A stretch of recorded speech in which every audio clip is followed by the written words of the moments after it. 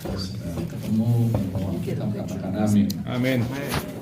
Memang gereja Anda sudah mempersiapkan di layar depan, tapi saya berharap Bapak Ibu yang bawa Alkitab, buka Alkitab saudara, yang bawa smartphone yang ada feature Alkitab, buka Alkitab saudara, lalu berikan highlight di sana, berikan tanda di sana, supaya suatu hari ketika Anda membacanya, ada sesuatu rema yang Tuhan terima dari Tuhan. Segala pengetahuan, aku berdoa supaya kamu dipenuhi di dalam seluruh ketenaran Allah. Bagi Dialah yang dapat melakukan jauh lebih banyak daripada yang kita doakan dan pikirkan, seperti yang ternyata dari kuasa yang bekerja di dalam kita. Bagi Dialah kemuliaan di dalam jemaat dan di dalam Kristus Yesus turun-temurun sampai selama-lamanya. Amin. Diberkati setiap orang yang melakukan firman Tuhan. Bapak Ibu di dalam Tuhan, firman Tuhan yang kita baca ini adalah pesan Rasul Paulus kepada sidang di Efesus. Saya sedikit berikan latar belakangnya supaya Bapak Ibu. Dan perintisan pada sidang Efesus ini luar biasa terjadi. Lawatan Roh Kudus luar biasa terjadi di kota Efesus. Dan banyak pertobatan-pertobatan yang baru di sana. Petrus cukup lama mengajar di sidang Efesus. Dan sidang Efesus mengalami pertumbuhan yang luar biasa. Kalau Bapak Ibu baca, ada 7 pesan di kitab Wahyu oleh malaikat Tuhan. Ada 7 sidang yang dipesankan oleh malaikat Tuhan. Salah satunya sidang Efesus. Ada amin? Salah satunya sidang Efesus. Ada 7 sidang yang ditegur oleh Tuhan, hanya 1 yang tidak ditegur. Semuanya dipuji, ada koreksinya dari Tuhan. Hanya 1 sidang yang tidak dikoreksi oleh Tuhan. Tahu sidang apa? Sidang ada Pergamos, ada tahu ya, ada Smyrna, ada Laodikia dan Efesus dan seterusnya. Ada 1 yang tidak ditegur oleh Tuhan. Siapa? Sidang Philadelphia. Kalau sidang Efesus ini ditegur oleh malaikat Tuhan, karena apa? Karena mereka meninggalkan kasih mula-mula. Yes. Bapak Ibu dikasih orang Tuhan dengan baik-baik. Jangan sampai Anda dan saya mengalami yang namanya meninggalkan kasih mula-mula. Ya, nanti akan saya masuk dalam perikop saya. Jadi Bapak Ibu, sidang Efesus ini dilawat oleh Roh Kudus, dilawat oleh Tuhan luar biasa. Pertumbuhannya sangat pesat selama 3,5 tahun. Lalu ketika Rasul Paulus ingin melanjutkan pelayanan misi yang berikutnya, secara khusus dalam kitab Efesus bagian terakhir ini dia berdoa untuk sidang Efesus. Ada 3 doa yang disampaikan oleh Rasul Paulus kepada sidang Efesus. Ayat yang ke-16 saya akan baca. Aku berdoa supaya menurut kekayaan kemuliaannya menguatkan dan meneguhkan kamu oleh rohnya di dalam batinmu. Rasul Paulus berdoa. Supaya apa? Supaya imanmu Kristus diam dalam hatimu. Dan kamu berakar serta berdasar dalam kasih. Ini doa yang Rasul Paulus yang pertama. Doa yang kedua. Aku berdoa supaya kamu bersama-sama dengan segala orang kudus dapat memahami betapa lebar, panjang, tinggi dalamnya kasih Kristus. Dan yang ketiga, aku berdoa supaya kamu dipenuhi di dalam seluruh kepenuhan Allah. Ada 3 doa yang disampaikan oleh Rasul Paulus kepada sidang Efesus. Dan 3 ini kita bisa pelajari Bapak Ibu. Kalau Anda minta saya untuk mengupasnya 3 ini, kita akan retret Bapak Ibu. Kita ibadah hari ini, pulangnya mungkin Selasa. Kenapa? Karena kalau kita bahas satu doanya ini cukup membutuhkan waktu yang dalam. Nah, oleh karena itu saya akan bahas satu saja. Ya, biar 2-nya nanti biar Pastor Ray dengan teman-teman di sini dia melanjutkannya. Tugas saya cuma 1 aja hari ini. Saya akan bahas yang doa Rasul Paulus yang ketiga. Aku berdoa supaya kamu dipenuhi di dalam seluruh kepenuhan Allah. Kalau Bapak Ibu senang dengan judul khotbah, berikan judul khotbah, hidup senantiasa dalam kepenuhan Roh Allah. Ya, kalau Bapak Ibu senang dengan judul khotbah. Bapak Ibu sekalian Tuhan, bicara soal kedewasaan, bicara soal orang yang mature, orang yang dewasa, itu ukurannya bukan sekedar usia. Kalau setuju katakan amin. Amin. Orang dewasa itu nggak diukur semata-mata oleh usia. Ada kalanya kita ketemu ada anak yang belum masuk usia pemuda. Kalau dia ngomong, kita bisa bilang begini, buset ini anak kecil-kecil tua ya, gitu ya. Pernah nggak Bapak Ibu? Halo, pernah ya? Ketika kita ngomong sama seseorang ini, kita bisa lihat orang ini, loh, ini usianya masih remaja, tapi ngomongnya ini sudah kayak orang dewasa. Bahkan kita ketemu ada orang yang sudah lanjut usia, kalau ngomong tuh kayak anak-anak, suka berubah-berubah begitu ya. Jadi kadang-kadang kita suka bergurau sama teman-teman, kalau ngomong sama dia, mesti didiskon.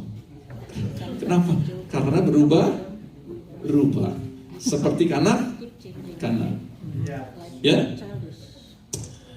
Bapak Ibu, dulu presiden kita tuh, salah satu presiden kita marah sama anggota DPR, MPR ya. Dia bilang ini kumpulan anak-anak di situ, katanya begitu. Kenapa? Karena keteladanannya nggak ada begitu ya. Jadi sempat itu terjadi suasana yang memanas antara Bapak Presiden Gus Dur dengan kalangan anggota DPR, MPR waktu itu. Karena kenapa? Karena mereka Presiden Gus Dur merasa bahwa dia nggak ada konsistensi dalam berbicara, gitu ya. Nah, Bapak Ibu sama Tuhan, jadi apa? Kedewasaan itu bisa diukur dari apa? Turut kata seorang. Memang secara normal bicara soal usia, menunjukkan kematangan seseorang. Tetapi saudara, pagi hari ini kita belajar orang Kristen bisa dewasa kalau dia mengalami kepenuhan Roh Allah. Amin. Kalau dia hidup di dalam pimpinan Roh Allah, dia bisa mengalami kedewasaan. Nah, Bapak Ibu Tuhan, mari kita lihat apa yang Rasul Paulus ajarkan kepada kita untuk kita senantiasa hidup di dalam kepenuhan Allah. Apa manfaatnya kalau kita bisa menggenapi doa dari Rasul Paulus soal mengalami kepenuhan Allah? Bapak Ibu, saya ingin ajak kita membuka kitab yang lain terlebih dahulu. Mari kita buka Galatia pasal yang kelima. Galatia pasal yang kelima, 16 sampai 18. Bapak Ibu sama Tuhan, mari kita lihat apa maksud Rasul Paulus mengajarkan kepada sidang Efesus untuk mereka mengalami kepenuhan Allah atau hidup di dalam kepenuhan Allah senantiasa. Mari kita buka Alkitab kita, Galatia 5, 16 sampai 18. Galatia 5, 16 sampai 18. Dan saya percaya ini berlaku juga buat Anda dan saya, berlaku juga untuk gereja Tuhan di akhir zaman ini. Ya, mari kita buka Galatia 5, 16, 18. Saya akan bacakan. Maksudku ialah hiduplah oleh Roh. Katakan hiduplah oleh Roh. Hiduplah oleh Roh. Garis bawahi di dalam Alkitab saudara atau di handphone saudara. Berikan highlight di sana. Hiduplah oleh Roh. Maka kamu tidak akan mengikuti atau menuruti keinginan daging. Sebab keinginan daging berlawanan dengan keinginan Roh. Katakan keinginan Roh. Katakan keinginan Roh. Tadi yang pertama apa? Hidup oleh Roh. Yang kedua apa? Keinginan oleh Roh. Dikatakan berikutnya, dan keinginan Roh berlawanan dengan keinginan daging. Karena keduanya bertentangan, sehingga kamu setiap kali tidak melakukan apa yang kamu kehendaki. 18. Akan tetapi jikalau kamu memberi dirimu dipimpin oleh Roh, katakan dipimpin oleh Roh. Dipimpin oleh Roh. Maka kamu tidak akan hidup di dalam, maka kamu tidak hidup di bawah hukum Taurat. Bapak Ibu sekalian Tuhan, apa maksud dari Rasul Paulus meminta sidang Efesus hidup dalam kepenuhan Roh Allah? Yang pertama Bapak Ibu, Rasul Paulus inginkan jemaat Tuhan atau gereja Tuhan, di mana kumpulan orang-orang percaya di dalamnya, mereka mengalami peningkatan rohani yang signifikan. Bapak Ibu sekalian Tuhan, Rasul Paulus inginkan sidang Efesus Bukan hanya sekedar dia ada di sana, mereka mengalami peningkatan di dalam kehidupan kerohanian. Tetapi ketika Rasul Paulus pergi melanjutkan pelayanan misi, sidang Efesus bisa tetap mengalami pertumbuhan rohani. Bapak Ibu, saya tidak kenal Bapak Ibu hadir pada pagi hari ini. Tapi mari kita sama-sama mengintrospeksi diri, merenungkan kehidupan kita pagi hari ini. Apakah Anda mengalami pertumbuhan rohani? Apakah Anda mengalami peningkatan di dalam kehidupan iman saudara? Ya, siapa yang hadir pagi hari ini sudah jadi orang Kristen? Bisa lambaikan tangan saudara. 5 tahun. Bisa tinggi-tinggi, 5 tahun, tinggi-tinggi. Oke, terima kasih. Siapa yang baru 2 tahun? Atau gini, siapa yang baru di bawah 5 tahun menjadi orang Kristen? Oh, ini orang Kristen lama semua ini. Ya. Ini pakar-pakar rohani berarti ya. Wah, enak nih saya bicara kalau kita pakar rohani ya. Oke, maksud saya enak, maksud saya nggak perlu terlalu bawah sekali, tetapi saya bisa masuk ke dalam inti dari maksud dari Rasul Paulus. Bapak Ibu, kalau Anda sudah sekian lama menjadi orang Kristen, pertanyaan saya, apakah Anda sudah mengalami peningkatan kerohanian dalam kehidupan saudara? Dari tahun pertama, tahun kedua, tahun ketiga, tahun keempat, tahun kelima, dan seterusnya. Dari mana kita tahu? Pertama, dari cara berdoa. Orang Kristen yang bertumbuh dalam iman, kelihatan cara doanya. Kalau setuju katakan amin. Yang kedua, kalau orang Kristen yang sudah dewasa, pengenalan akan firman Tuhannya, dia bertumbuh. Kalau setuju katakan amin. Amen. Yang ketiga, kalau dia sudah jadi orang Kristen yang lama dan hidupnya bertumbuh, dia tidak lagi hidup dalam arus dunia. Kalau setuju katakan amin. Amen. Ada amin? Oke. Dari doa, orang Kristen yang dewasa, ya, doanya bukan lagi dengan huruf untuk dirinya, tapi doanya untuk apa? Orang lain. Kalau orang Kristen dewasa itu hurufnya M depannya. Kalau orang Kristen kanak-kanak hurufnya D. Ngerti nggak Bapak Ibu? Orang Kristen yang dewasa rohani, dia suka mendoakan orang.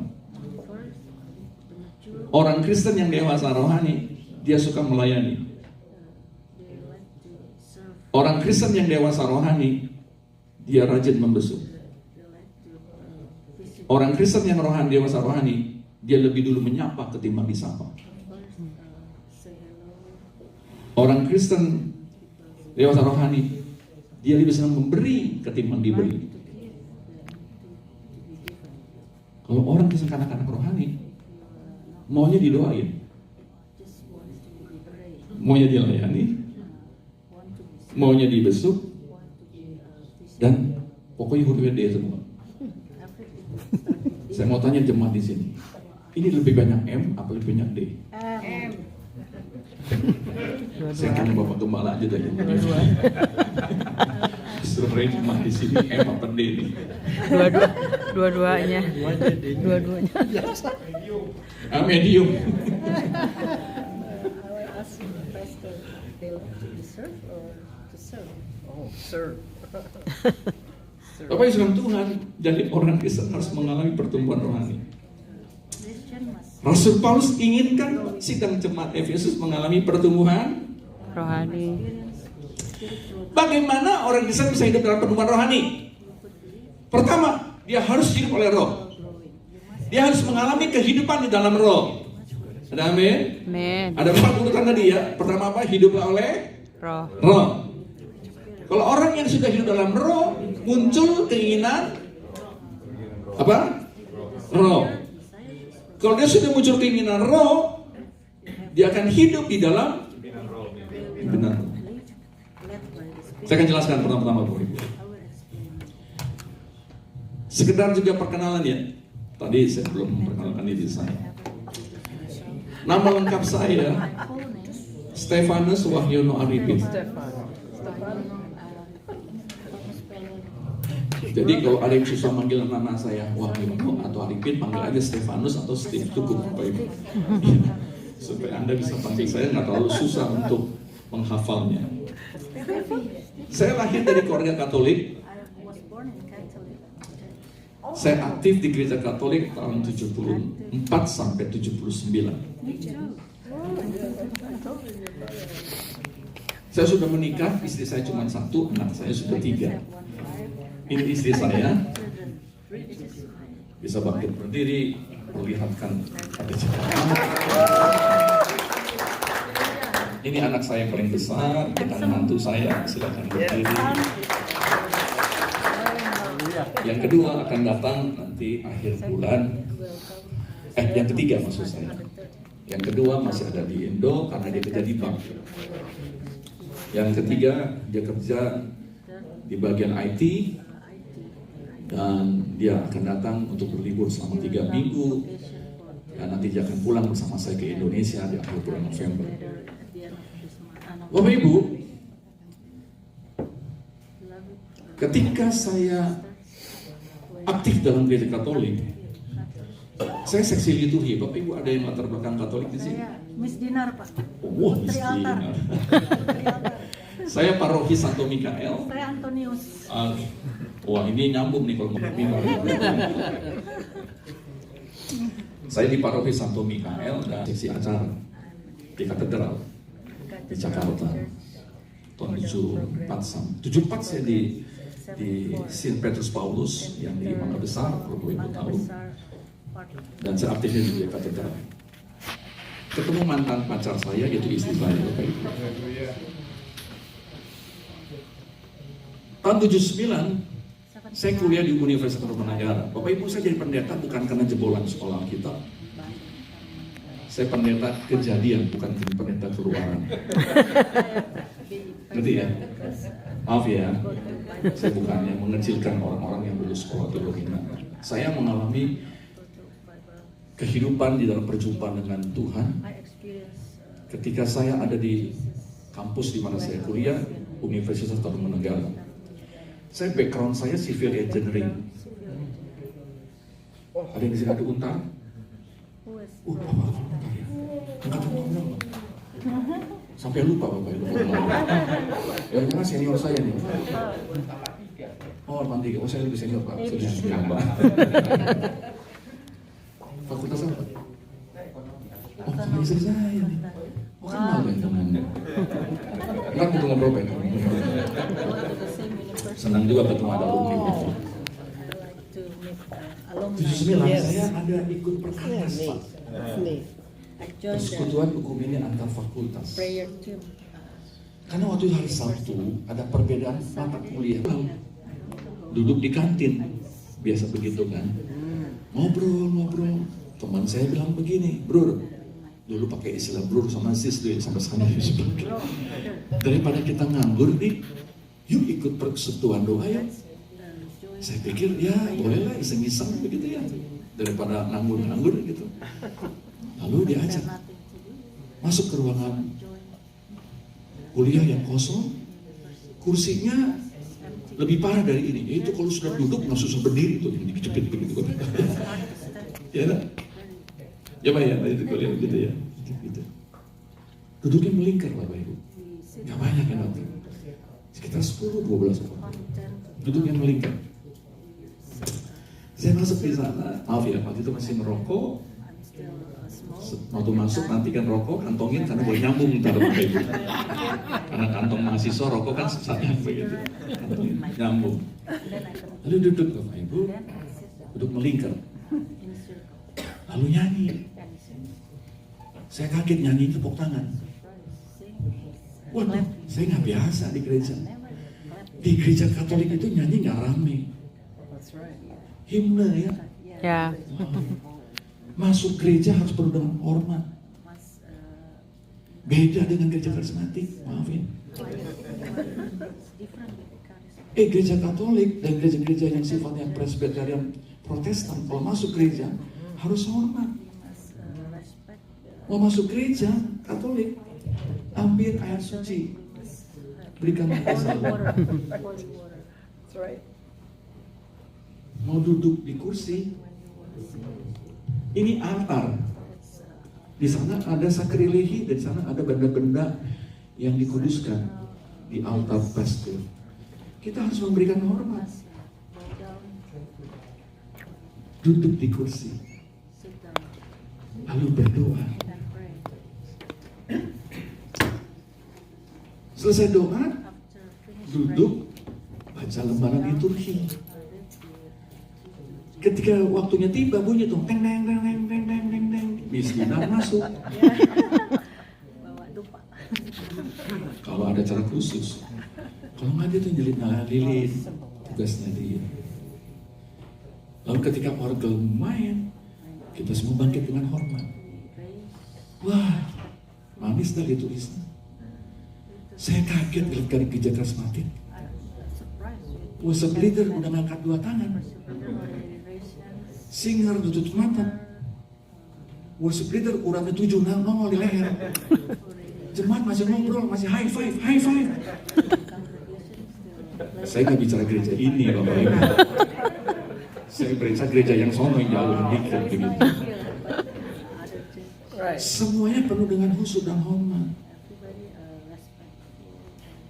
Jadi waktu nyanyi tepuk tangan, saya siap, kaget saya. Saya bilang ini gereja Pentakosta, dan saya nggak suka dengan gereja Pentakosta. Saya punya pengalaman buruk dengan gereja Pentakosta. Maaf ya, dulu tahun 79 Bapak Ibu. Nyanyi tepuk tangan. Saya karena duduknya melingkar, malu dilihatin, ikut tepuk tangan.